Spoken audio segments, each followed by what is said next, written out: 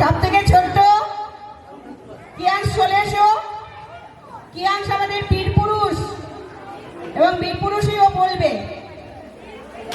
মাকে নিয়ে যাচ্ছি অনেক দূরে, তুমি যাচ্ছে পালকিতে মাঝরে, দরজা দূরে একটু ভাগ করে, আমি যাচ্ছি ডানা গোড়ার পারে, তবু গিয়ে তোমার বাজে বাজে, রাস্তা থেকে গোড়া ঘুরে ঘুরে ডানা ঝুলে নিয়ে গড়িয়েছে। সন্ধে হলো, ছুটি নামে বাজে, এলেন যেন জোড়া দিকের মাঠে, ধুধু করে দিক পারে যাই কোনোখানে ডানা মারার নেই, তুমি যেন আপন মনে চাই ভয় পেয়েছ আবজুল করে। আমি বলছি ভয় পেও না মাগো, ওই দেখা যায় মহানদী সেটা, তোর কাটাতে মাঠ রয়েছে দেখে মাঝখানে পথ গিয়েছে দেখে, গরুর বাসন নেই তো কোনো পানি, সন্ধ্যে ঠেকা ঠেকা এখানে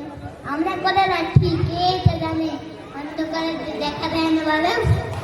তুমি যেন বলবে আমায় দেখে, অন্ধকারে দেখা দেয় না বাবা,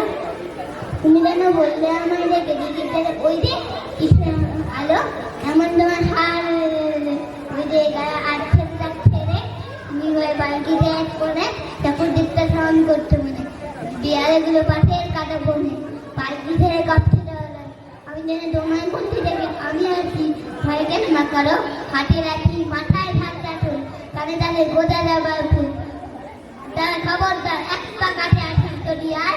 এই যে দেখ আমার তলোয়ার টুকরা করে দেবো তোদের শুনে, তারা লম্বরি ওঠে চেঁচিয়ে উঠল আর বলে যাটনি ভোকা রে, আমি বলি দেখো না ঢুকতে, ফুটিয়ে ঘোরা গেলেন তাদের মাঠে, ধার তলোয়ার ঝান্ডু নিয়ে বাঁধে, কি ভয়ানক লড়াই হলো মাঝে,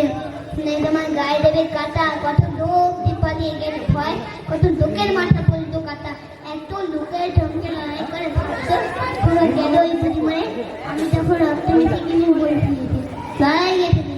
তুমি শুনে পাল্টিতে কেনে নি তুমি বলে